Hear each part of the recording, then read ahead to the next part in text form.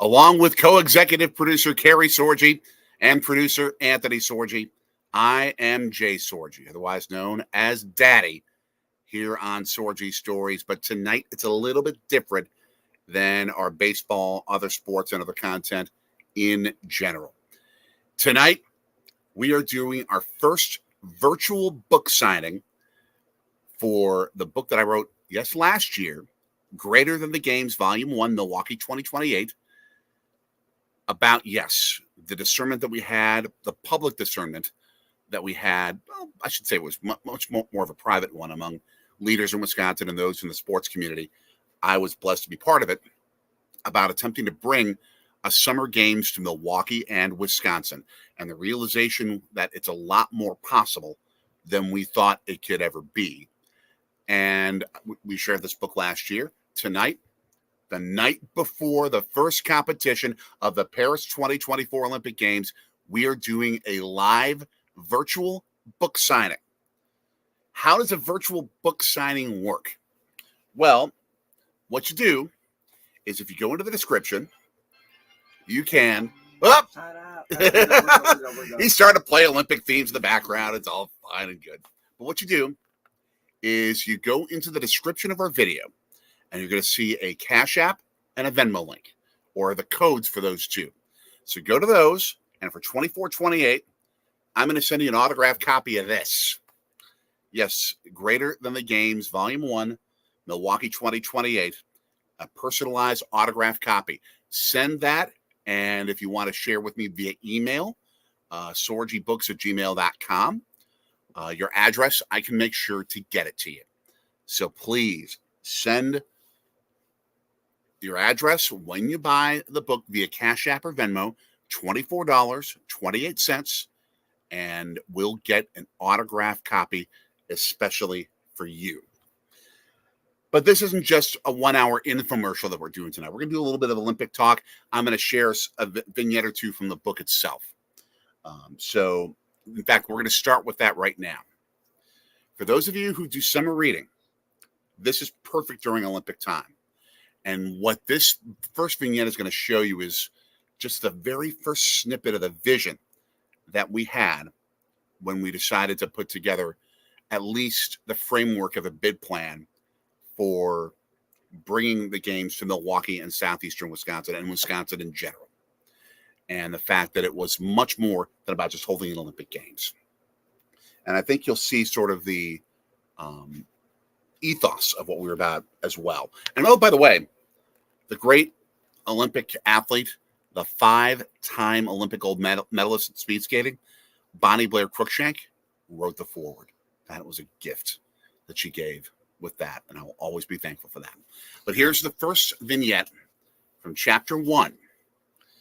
Chapter 1 sort of previews the first day of the 19 days of the Olympic Games as we would have had it on Wednesday, July 19th, 2028, which would have fallen 4 years ahead of Friday last week. So here we go. This is the first vignette. Sweat at sunrise. When you've earned that sweat, it can glisten more brightly than clear water, particularly when the sweat tells the story of sacrifice, of fortitude, and of love given for a greater cause. As the sun rises at 5:30 a.m., Marwin James would already feel a kind of sweat on his brow. This humid 75-degree morning would engender much more sweat than normal as the day would progress in the city that he calls home. It would be a city on its way up from a history of Rust Belt recessions and the invisible walls of segregation based on race and economics. Those invisible walls formed a cauldron, cooking the perspiration of anxiety, which defined how he grew up. The cauldron walls forced his mother and him to sweat out days of looking at increasing bills, wondering how they would afford to eat dinner many nights. Those walls nearly boiled that sweat and fear from him running away from gangs late at night to get home alive. The cauldron walls cooked the bitter moisture of anxiety from a life without a father around, which was a good thing because of the abuse his dad heaped upon his mother before having to pay the legal price. Marwin would pay a similar price himself after a drug conviction and prison time, which symbolized the cauldron he built within himself. So many who look like him and grew up in this Rust Belt city experienced that journey. But for the last 7 years, Marwin finally chose to break down his own cauldron and help sledgehammer the invisible walls of the city. He did it, ironically, by doing for himself and his city the word suggested by the civil rights leader who posthumously has his own road in the city, Dr. Martin Luther King Jr. Drive. The words, "Build, baby, build." Marwin did, literally and figuratively. He took advantage of Altius, a new civic program which not only gave him the kind of job he had not been able to find in years. He found a pathway to the education he gave up when the streets and drugs called, and an education better than the substandard version his North Side neighborhood schools could offer him. The program guaranteed 6 years of living wage construction jobs and grant money to further his education, plus job placement assistance for the high technology job boom which would hit his hometown. That job would be ready for him in fewer than 3 months. He vowed to attack that job with the same sweat, desire, discipline, and dedication he had given to the previous 6 years of self-refining. A life in a different kind of cauldron, a fire which refines into gold. But his job often revolved around a different metal, steel. His job was replacing rust with refined steel beams and linking them into a rail network which could construct a way for so many like him, so many without economic stability, to get to jobs where and would be. 4.5 years of his life were devoted to laying down that steel just a few blocks from the hyper-segregated neighborhood he called home. 4.5 years for the build, baby, build of places to make a life without a car, a walkable life. Places to meet and ride the steel. On this humid, sunny sunrise morning, he would take the very rail he helped build to the place where he would work for the next 18 days. He'd already taken this line for 2 years while helping build, baby, build what would become a new neighborhood south of downtown, where he could walk to work, ride the rail, feel safe, feel accepted in the first new, truly integrated neighborhood the city had seen in decades, deconstructing the cauldron by the peace of a great lake. But as the sun would rise, Marwin would notice this ride would be very, very different. First, he would have to pass by a military-level security process, which would rival an international airport. But this security would choose not to wear, not the dour, grim face of war. Even the gun-toting, camouflage-wearing army men would wear kind smiles. They could see this would not just be a mission of peace, but a time of excitement and rebirth unlike anything Marwin's hometown or any other American city had experienced. He would step down the stairs of North Avenue to the railway on the southern end of a previously vacant symbol of suffering and abandonment, Century City. It would be filled with relocated factories and new high-technology startup businesses. It would integrate that part of his hometown with living wage, family-sustaining jobs, all without the teardown of gentrification, but with the sustaining incomes to bridge any rise in costs. Normally at 5:45 a.m., the 30th Street North Avenue stop would be relatively quiet before third shift changes to first in the city's industrial heart. Perhaps a couple of others getting to work early, maybe someone riding to the massively expanded downtown intermodal station, the one connecting 4 local and regional rail lines, 3 bus rapid transit lines, 2 downtown streetcar lines, and Amtrak. But on this early morning, sweat would glisten on what would seem to be hundreds at a station, which appeared to be as populated as the new downtown behemoth of a station. Not just populated with work commuters either. People buzzing with anticipation, all waiting for a train line named after the local basketball team's original nickname, the Big Green Line. It would be resplendent in the forest green of both the Hoop Squad and its beloved football cousin to the north. As Marwin would step inside, he would discover the familiar life-size graphics of guys named Kareem and Oscar, heroes his grandpa had told him about. The KO combination who brought the local team its first world championship. He would find even more familiar green on the train, mock-ups of Starr, Favre, Rodgers, and Love, the four great quarterbacks who brought the football team worldwide championship glory, the latest winning it back in February, just a few miles away. Amidst the green, he would also stare at tons of Coca-Cola and Toyota red, and General Electric blue. The city had made a 12-month promise that they and other worldwide behemoths could convince riders to buy their products. At least the local behemoths also bought in for a few advertising spots. The blue and white of the favorite locally made worldwide brand of beer. The familiar black and orange of the Iron Horse, which also made Marwin's hometown famous. They spent huge money for the right to greet Marwin this early morning. But there would be even more forest green and gold to greet Marwin. Fueled by caffeine and beer, dozens in the local football team's colors would repeat the refrain of an unfamiliar and international song devoted to a different kind of football. Ole, ole, ole, ole. Aze, aze. No, I'm not going to sing it. Sprinkled between the verdantly dressed choir would be the also familiar colors of the local baseball and college basketball team. The pattern of their clothing, however, would embody a golden cross in a bright blue background.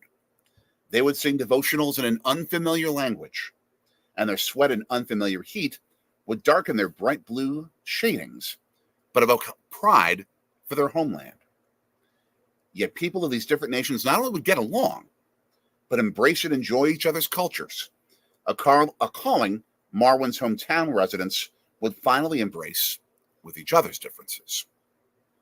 Such volume at 5:45 a.m. might annoy someone as bleary-eyed as Marwin. Instead, it would lead to embrace. He would now high-five strangers whom he could pass by later in the day. His train would rattle happily past the stops at Burleigh Locust and Capitol Drive, where artists turned graffiti into a warm mural, greeting from more visitors over 19 days than the population of the city, a city with a penchant for successfully throwing big parties for the world. They would ride McGovern Park, where Marwin spent many a childhood moment alone, working on his jump shot. They would ride past the U.S. Army Training Center, which would become home base of the largest single-city peacetime domestic military action in history, one where bullets and even tanks would be at the ready, but would never need to be fired. That military presence would find itself as well at Marwin's stop, and the stop of most people on this train, Industrial Avenue and Eline Park. Yet the camouflage men and women would be trading pins with the happy civilians walking past their security checkpoints, making sure that it wouldn't feel like an armed camp, but an arm-in-arm outdoor tavern. Smoke would rise from this area on the city's northwest side, but not from conflict. It would rise from the local tradition of tailgate parties, with sports fans experienced at holding them as early as 6 a.m. on a game day. The sounds of Aze, Aze, Aze from a faraway land would be balanced with the local din of the sizzle of bratwurst and burgers, the clang of beer and Bloody Mary glasses, the whap of beanbags hitting wood en route to their targets, the giggles and yawns of children with their parents, families from the neighborhood with discounted tickets who would happily hobnob with their guests from around the world. Oh, and hobnob with Marwin, too. But he'd have a job to do. After his high-level security checkpoint, he would check in and slide over to the concession stand, where the green and gold and blue and gold items would be plentiful.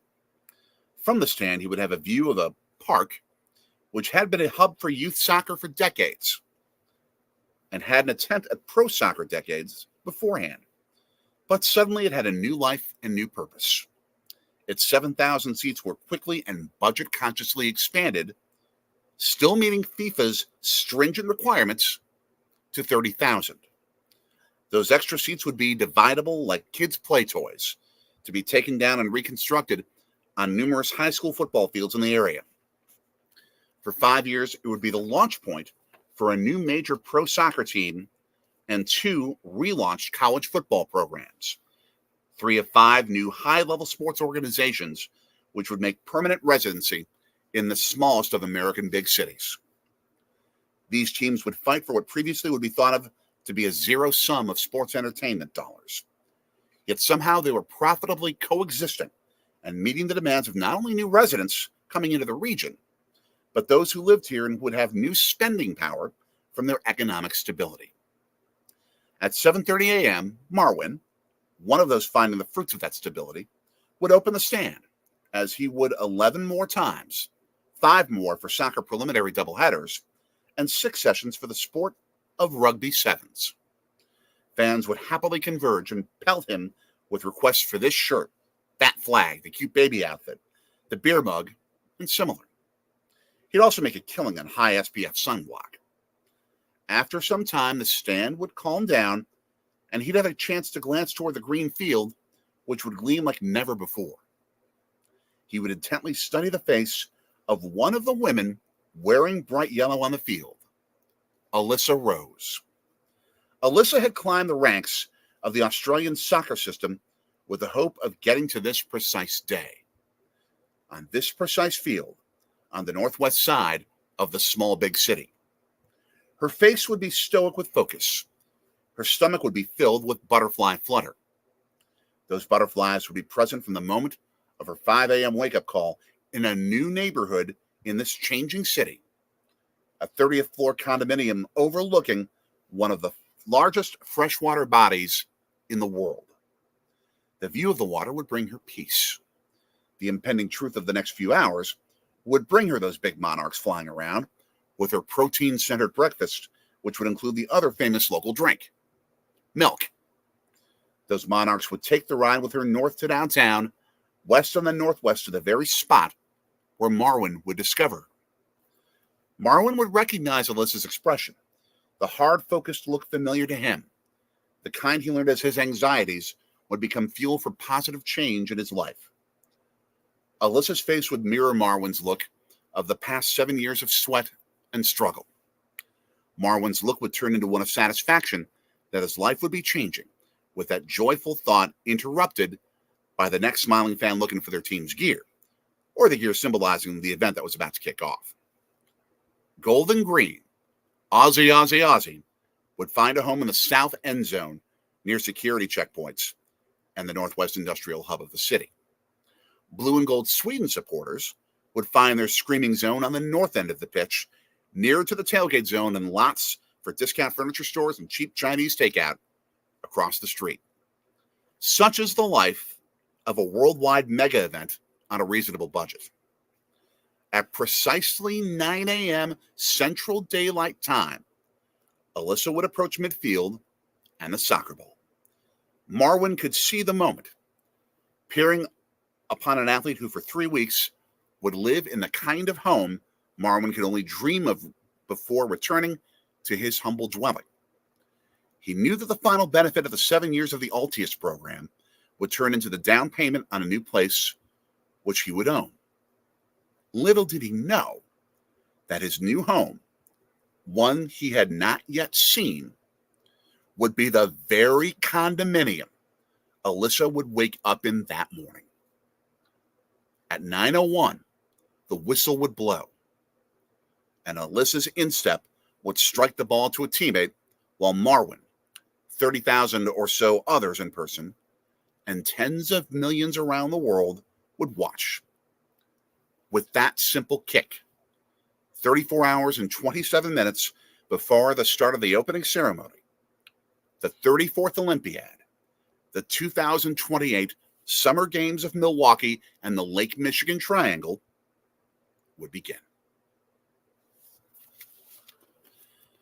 That's the first vignette in Chapter 1 of Greater Than the Games, released last year And we're doing a live signing party, if you will, virtual signing party right here. You can buy the book for $24.28 by using Cash App or Venmo. Go into the description and you'll see where to go. $ Sorgi Stories for Cash App, and for Venmo, Sorgi Stories. No space in between. $24.28, and then let us know what your address is, and I will send you a personalized autographed copy of Greater Than the Games, Volume 1 MKE 2028. Now, you probably are not going to want to have me stuck here reading to you for an hour. So we want some interactivity with this type of stuff, with this discussion. And yes, big thank you to Jackson Johnson for sharing this on his Instagram. And a little love, yes, for Jordan Love. Thank you, Anthony, for the comment.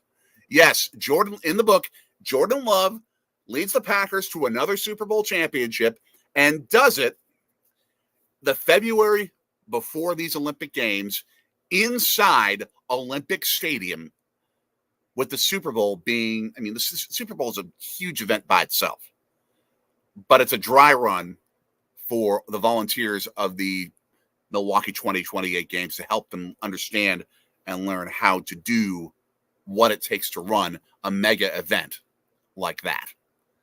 And also have the media village ready for 15,000 some odd media who will descend upon Milwaukee and the Lake Michigan Triangle of Madison, Green Bay, and Chicago for such an event. I'd love to take your questions on the ideas that we present in the book, the idea of hosting a games in that region. Any questions you happen to have about what it is to run an Olympic Games, to put a bid together for an Olympic Games, which became sort of my dream project as a kid. And the book describes it, how it became a dream project as a kid for me, and then was suddenly awakened in 2012 by a Wall Street Journal article. And that's how it began one of the greatest chases of my life, the discernment of a dream that I could possibly have made as an adult if certain other things would not have happened. And that's okay that it didn't happen. That's okay. But we want to ask all of you some of your thoughts. Some special topics on the Olympic Games. First question. We're going to keep it real simple. First question. Your favorite Olympic sport? To all those of you watching, thank all of you who've joined us. Your favorite Olympic sport. Tell us in the comments your favorite Olympic sport. What sport would you pay to see if you could get to an Olympic Games? The kids got my first choice as well. Basketball. Jackson Johnson. Basketball. My first Olympics that I remember as a kid, and the one that gave me the dream of possibly hosting an Olympics in my hometown, was LA 1984. That team was loaded. Michael Jordan, Patrick Ewing, Wayman Tisdale. He wasn't as big in the pros, but he was phenomenal in college. Steve Alford, coached by Bob Knight. I mean, picture Bobby Knight coaching Michael Jordan. You can't get two more driven people in that type of a setting than Bob Knight as a coach and Michael Jordan as a player. And I'll never forget Bob Knight telling the story of how he had to find some reason to yell at Jordan after he had basically a triple-double in the first half of the gold medal game against Spain. He's like, "You're not setting screens enough! Why aren't you setting screens enough?" And it's like all he could do to try and motivate Jordan to play better because he was killing it so much. I mean, he owned that game. Of course, 8 years later, the Dream Team. Greatest sports team in my book ever assembled. Jordan, Magic, Bird, Robinson, Barkley, Stockton. I mean, Karl Malone. On down the line. The kid adding his must-watch sports, basketball, soccer, track and field, swimming. I would concur with those. When I'm going to LA 28, if we ever get a chance to go, I want to sit my butt down at the LA Coliseum in the greatest track and field venue in the world and watch it there. I want to see Team USA, the men and the women. Yes, Caitlin Clark getting her first Olympic chance in 2028. Just tearing teams up. I want to see men's soccer stumble to a bronze, maybe. And, of course, the women go for gold. Absolutely. Absolutely want to see those. Now, part of what I want to do with this as well, as we talk about those sports, where would we hold the events if we had them in Milwaukee and southeastern Wisconsin? We'll start with those four sports. Basketball.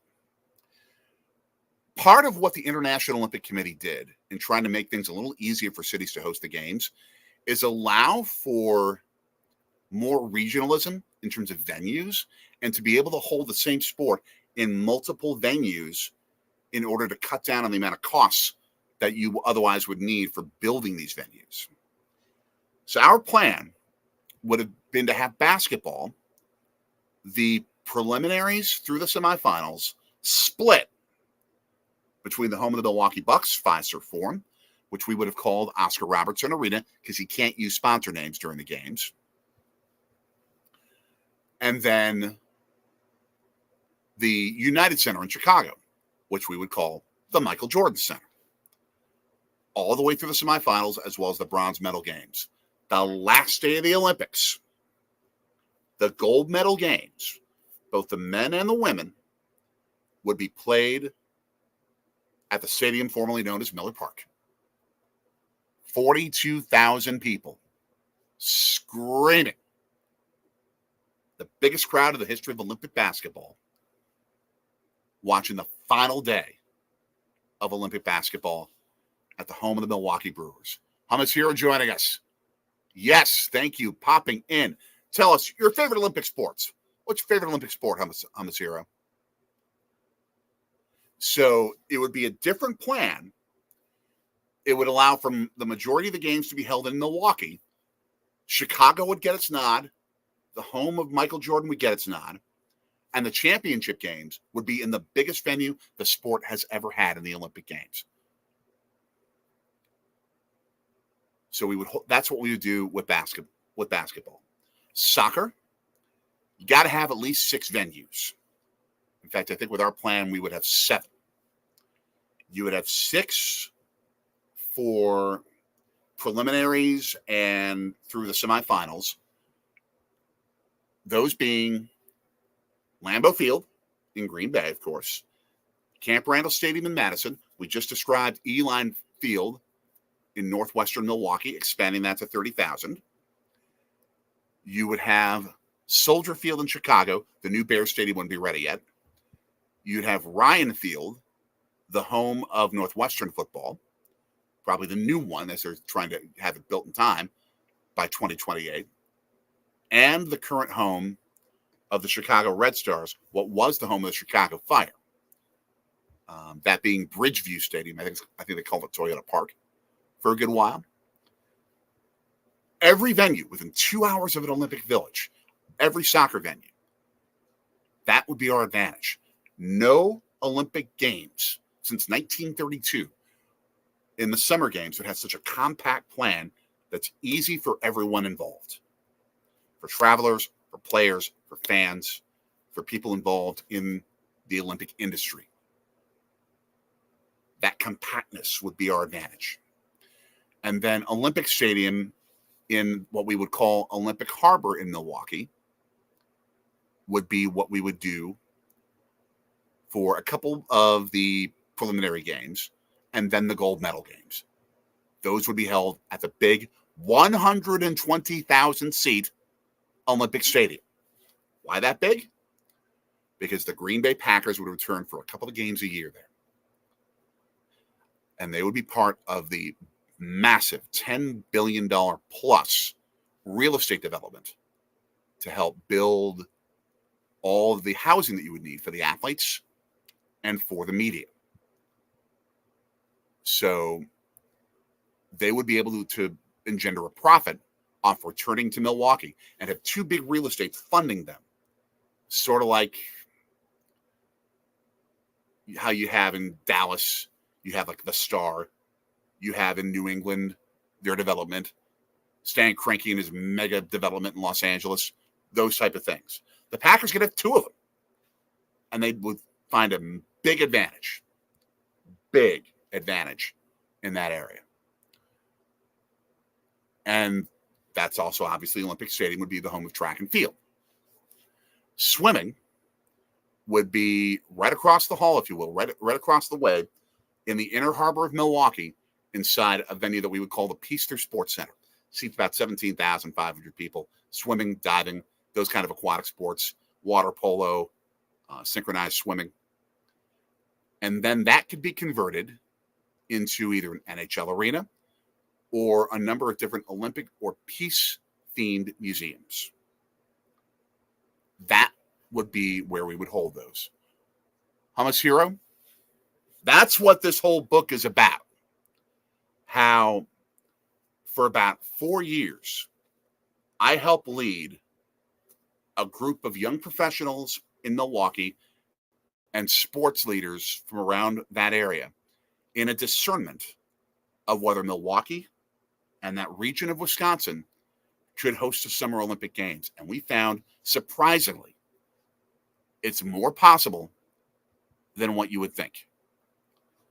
More possible than what you would think. And yes, Anthony, there would actually be investors, unlike the soon-to-be Sacramento Athletics, for the new stadium in Las Vegas. And sadly, there wouldn't be surfing in the Milwaukee Olympic Games. It's basically what's called a locally decided sport.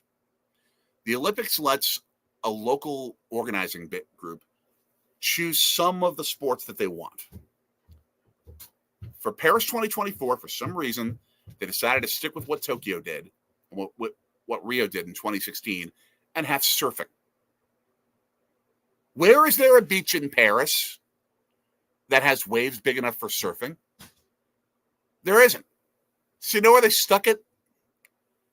A 19-hour flight away in Tahiti. Our games would be within 2 hours of an Olympic Village by car. Theirs are 19 hours away by plane. Really? Really? I mean, it's going to be a beautiful sight and beautiful for television, which I know is what they love. But, yeah, there's a better way to do it.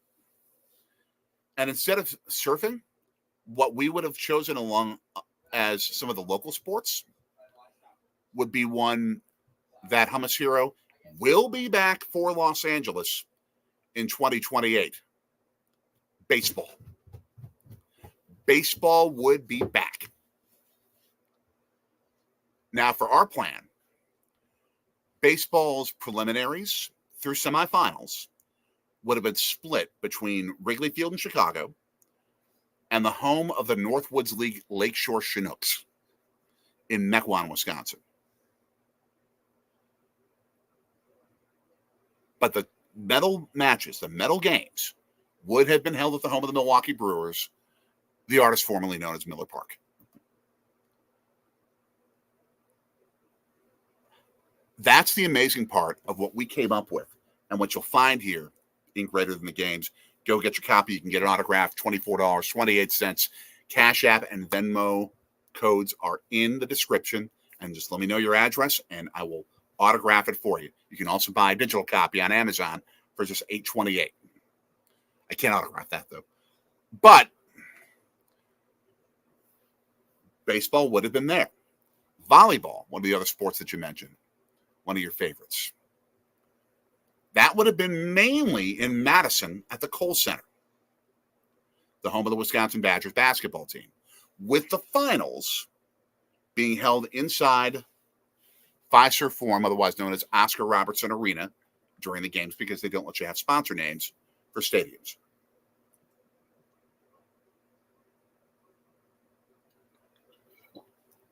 Man, reading a portion of a chapter of the book, you need water after that. So I appreciate your patience with that. So that's the crazy part, was we found venues for all the sports with almost all of them already existing. People in Milwaukee and Wisconsin don't realize the wealth of what they happen to have at their disposal. And that something like that could be doable, even though you would never think it could be. You would never think it could be. And yes, Anthony, our erstwhile producer tonight, he is so thrilled about baseball coming back as well. And by the way, he's extremely thrilled that right now it seems like Major League Baseball and the MLBPA are trying to figure out a way to have major leaguers playing in the Olympic Games, which, yes, would be at Dodger Stadium for LA 28. I would dream of that. That'd be so cool. That'd be so cool. But just picture like a sunny afternoon at Wrigley Field. You got the ivy, and surrounding the ivy all over the walls are Olympic signs. And all the Chicago people, I'm joking with this, obviously, all the Chicago people would have to sit there looking at Olympics Milwaukee. Though you would see some Chicago because it is a Chicago venue. Chicago would have 5 venues for sports. The 3 soccer stadiums we mentioned, the United Center, which we call the Michael Jordan Center, as a basketball preliminary venue, and Wrigley Field for the preliminaries for baseball. Some people will say, how in the world would Chicago ever agree to have little cousin Milwaukee get the games, and they would agree to be part of it? Here's the advantage. Chicago wouldn't have any need to do any sort of infrastructure growth to be able to participate with it. Just roll the balls out and play.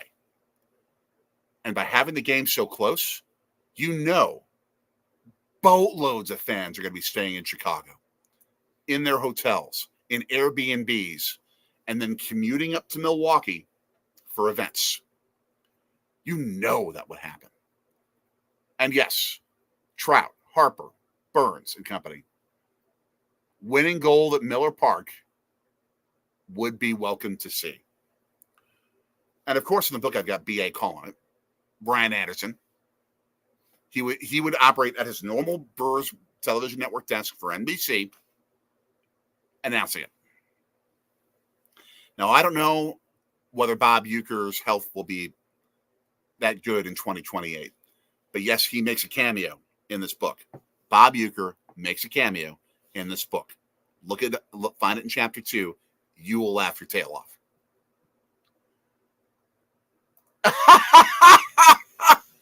And at Miller Park, the slide better go back to being yellow for the games. Hear, hear, hear, hear. Venture Scott and Michelle, how you doing? Longtime followers of Sorgi Stories. Thank you for jumping in.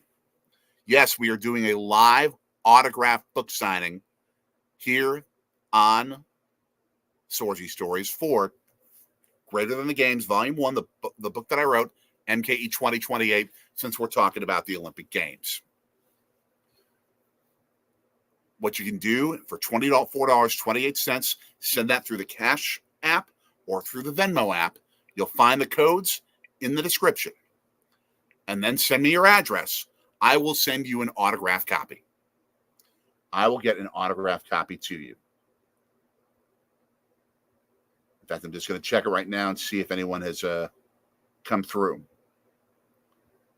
Anybody has come through yet? No, nothing yet. In Cash App, that's okay. It's been a slow audience. That's okay, though. And in Venmo, let's see, nothing yet. That's okay. But you know what you need to do. For $24.28, you can get your autographed copy from me. Just send it through Cash App, send through Venmo. Sorgi Stories, no space between them in the names of my address there. And just then send me your address. I will make sure you get an autographed copy. Now we're already talking Paul Skeens, the incredible Pittsburgh Pirate, and they're talking about him winning the Cy Young Award. I just love the side conversations that are completely off topic. Though he might play on an Olympic team. I think he'd probably play there. All right, we've talked about favorite Olympic sports. I'll give you another question here. Your favorite Olympic moment that you have seen yourself. What is your favorite Olympic moment of what you have seen yourself? An Olympic event that you've peered on with your own eyes. What's been your favorite? Your all-time favorite Olympic moment? Oof. That's a hard one. In terms of competition,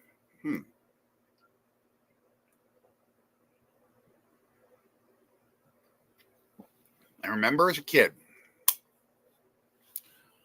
the first day of Summer Olympic competition for the Los Angeles Olympics in 1984. They had the road cycling competition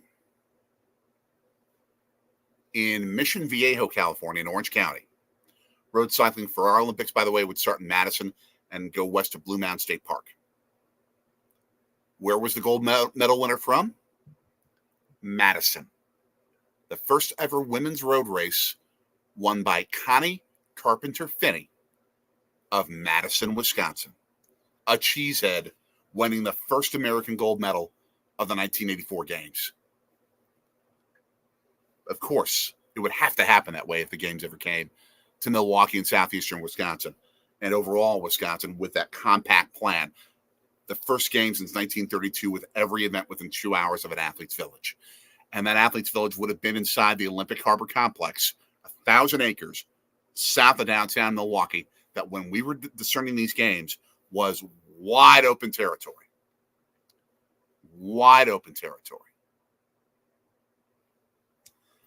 It would have been a ridiculously awesome real estate project that I think a lot of investors would have profited off of. That would help pay for the stadiums, privately funded.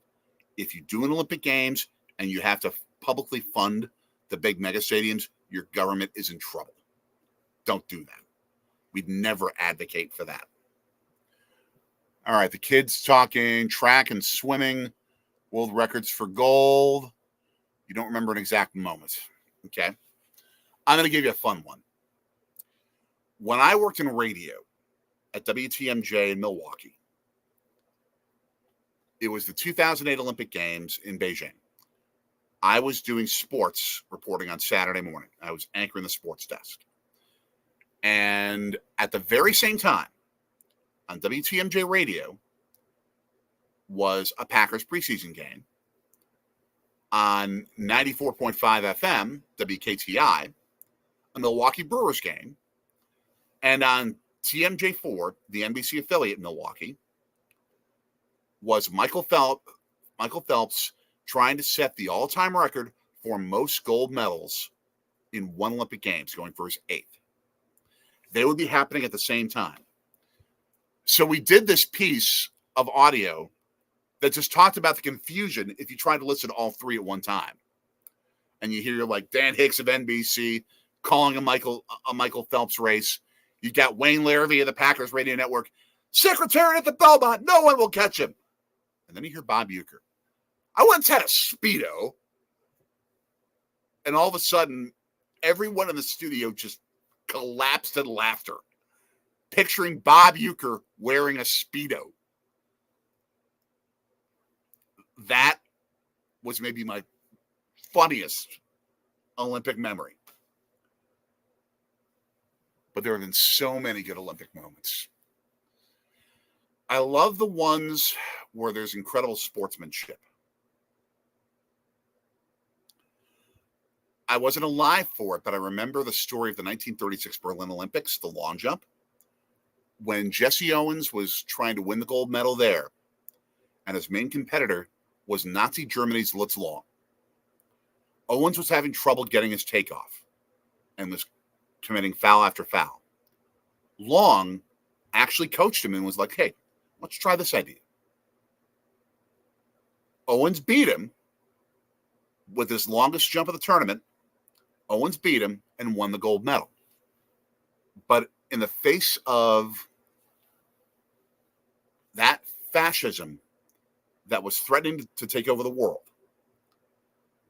one man's sportsmanship and sense of goodness came out. And that's what the Olympics can be. That's what they should be. That's what they should be. Oh, no. Scott, Michelle, you brought up Nancy and Tanya. You brought up Nancy and Tanya. I'm totally kidding. But did you have to? I'm totally kidding. It's all good. That was the 1994 Lillehammer, Norway Olympic Games. Called by Uncle Vern, by the way, where I think it was Tanya Harding's boyfriend attacked Nancy Kerrigan and injured her leg before the Olympics. Just bonkers. Just silly. Just silly. No apology necessary. It's funny. It's funny. It's all good. It's all good. But the best part was Uncle Vern was doing the play-by-play for your college football heads. Let's see. We're going to go to Hummus Hero. Most inspirational. Atlanta, 1996. Kerry Strug had a broken ankle and competed in the vault and stuck the landing on a broken ankle, clinching gold for Team USA. Now, as I understand it, she didn't know that they had already clinched it. So she thought that she needed it. The team thought that they needed it, but they didn't. But just her courage to do that is awesome. It was absolutely awesome. And then, days later, at Olympic Stadium, which turned into Turner Field, which turned into the Georgia State Football Stadium, Carl Lewis earning his fourth Olympic gold medal in the long jump. Greatest long jumper of all time. And that's, again, when you dive into the question of what do you do with the stadium for the Olympics once it's done, got to make sure you have legacies. Ours with Olympic Stadium in Milwaukee, the Green Bay Packers going to come back for a couple of games a year. Potential home field for Marquette and UWM football to restart. In Milwaukee, the city that is the second biggest city without a college football team inside it. Milwaukee MLS Soccer, NWSL Soccer, and the home of Team USA Olympic events. Yes, they would have had Milwaukee as their home field stadium.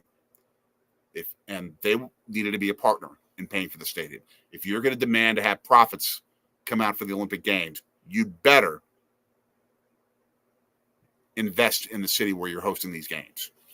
We would have demanded that, and then they could have had a home field. So you would have had legacies guaranteed in that stadium. Nick the Legend, not enough. Nick the Legend, not enough books. Not enough, not enough. So go into the description. You'll see the Cash App and Venmo codes for us.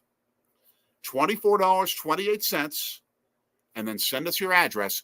I will send you an autographed copy of Greater Than the Games, Volume 1, Milwaukee 2028. And we're doing it today because tomorrow, the first events of the Olympic Games happen. In fact, it's already today in Paris, where they're going to be beginning, but the athletes are still asleep. When's the first event kick off? Anthony's looking it up, our erstwhile producer. When the first event happens. And by the way that they currently do the opening ceremony is to host it on a Friday. Number one, do it on a Thursday night. You're going to get more TV eyeballs watching it. Number two, you can then hold some events starting Friday night. 5 o'clock, happy hours, we call it. We talk about that in Greater Than the Games, Chapter 3. It allows more athletes to participate. Every fan can see every athlete in the Olympic Games, because otherwise someone would have to miss because they need to sleep for their competition for the next day. You don't want to do that. You want to make sure every athlete can experience it. It's much better in terms of cash flow than what Paris is doing, what every Olympics since, I think, Barcelona 1992 did, which was to hold them on a Friday night.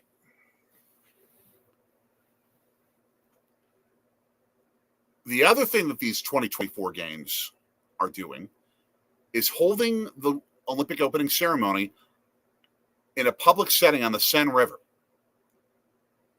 Sunset, the water glistening off the Seine River, the Eiffel Tower in the background, looks beautiful. I agree. It's a security nightmare. You don't want to deal with that security nightmare. You don't want the ridiculous costs that security nightmare is going to create. And you lose so much revenue that taxpayers are going to have to pay for in the end. It's a boondoggle.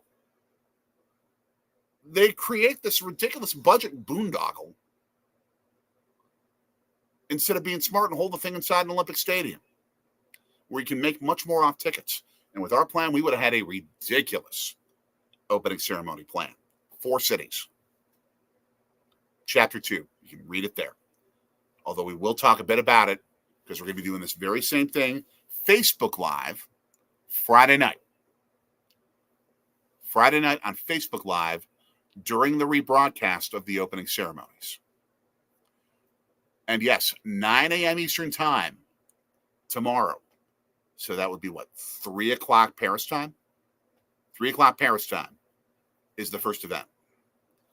Where in Chapter 1 did we have the first event happening? What time? 9 o'clock Milwaukee time. Because we would have had, I want to say, 24 soccer matches in a day. And then had the next 8 Thursday morning with enough time for all those athletes to get back to Milwaukee for an opening ceremony. Makes a ton more sense than the way they do it today. You're going to spread the games out more, have an extra day to use arenas, and help not have to have so many arenas that you might need to host the games. Again, a cost savings. That's why I think our plan in many ways is better than most games plans ever had been. The first 10 days are right inside of here. And we share those 10 days through vignettes like what I shared with the first vignette of Chapter 1, as well as talking about the innovations that we would have created, the problems that exist in the Olympic Games, many caused by the IOC themselves, instead of doing things that make it much easier, more cost-effective, and more holistic for a city to host the games. We take a look at those innovations and show how they could be implemented to make the games a heck of a lot better. Yes, Team USA taking on France, 3 o'clock Eastern tomorrow. 3 o'clock Eastern Thursday, Team USA women taking on Zambia. I know what the kid's going to be doing. He better do the dishes beforehand. He's smiling at me. He's smiling at me. Thank you, everyone so far who's been with us and shared this time with us on our virtual book signing for Greater Than the Games. This is fun. This is fun. Again, go into the description. There's a Cash App and a Venmo for each of us. Put in $24.28 there. Send me your address, and I will give you an autographed copy of the first of 2 books. The second one's already begun for our Greater Than the Game series. A lot of ideas. All right. Tell me, wherever you live, do you think your city could or should host an Olympic Games? What would be where? Start the brainstorm right now. Last 5 minutes. Nick the Legend, I know you're watching. I know you're watching. Aha, the kid's talking Philly. Anthony is talking Philadelphia. I would say there are at least a dozen American cities that would have a realistic shot of hosting an Olympic Games. At least a dozen.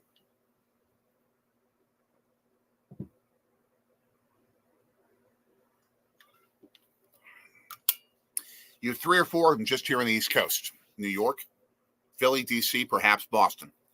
Boston looked at going after 2024, but there was such a backlash against their plan, which would not have been very holistic in terms of the overall good of the city. And so they said, we're pulling the plug. But New York could very easily do it. They were finalists in 2012. Philadelphia put in a bid for 2020. Washington, D.C.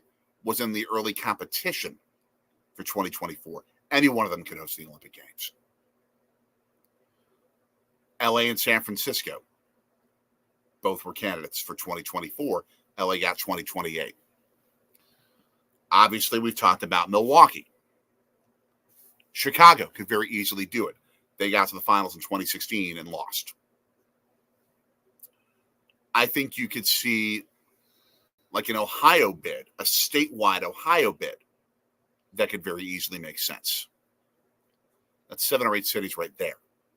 I think the Twin Cities could make an argument that they could do it. I think Indianapolis could make an argument that they could do it. Such a fantastic city. Both of those, in terms of hosting big events. They might have the bandwidth to pull it off. Places where I don't think that they would host it, though, especially would be in the southern part of the country. And here's why. The IOC requires that the Olympic Games happen in July and August. You want to know why? American television dollars and the amount of money that's invested by NBC. NBC doesn't want to have to deal with competition coming from the National Football League for the Olympic viewer.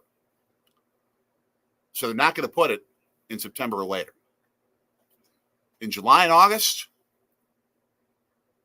you want Dallas Heat? You want the heat of Phoenix? You want 110 degrees every day? No. No. We already understand how hot it is in Philadelphia during the summer. 85, 90 degrees on average. That's bad enough. And do you really want Jerry Jones hosting an Olympic Games? No. I kid. They just simply wouldn't be able to do it because of the weather concerns. But I think you could very easily find a dozen cities that could do the games in the U.S. It's just a matter of, is it right for your city to do it? And can you do it in a fiscally responsible way, socially responsible way? And greater than the games, we discussed that a ton. A load of different factors about how to make the games more part of a long-term vision for improving a city and doing the games on a budget. Yes, we Midwesterners are thrifty, very thrifty. We're getting close to an hour, so we're going to wrap this up. I want to thank every single one of you for coming and joining this book signing party and for a fun discussion. Yes, even about Paul Skeens and his mustache. I want to thank Anthony for doing a great job in terms of getting the setup ready for this while I've had to work today before coming home just a little while ago and jumping right into this. And, of course, co-executive producer Carrie Sorgi, otherwise known as Anonymani. Go buy Greater Than the Games. It's on Amazon, digital copy for $8.28. That's less than the cost of a fast food meal. Or if you want an autographed version, go on Cash App, go on Venmo, $24.28. You'll find my codes in the description. Send on those apps, send me your address, and I will mail you an autographed copy. For little buddy in the background, for mommy, I'm Daddy. And since I do a much better Bob Uecker impersonation now, so long from Sorgi Story Studios in Philadelphia. Brought to you by Usinger's Fine Sausage. The finest. And the kid's not laughing. Oh well.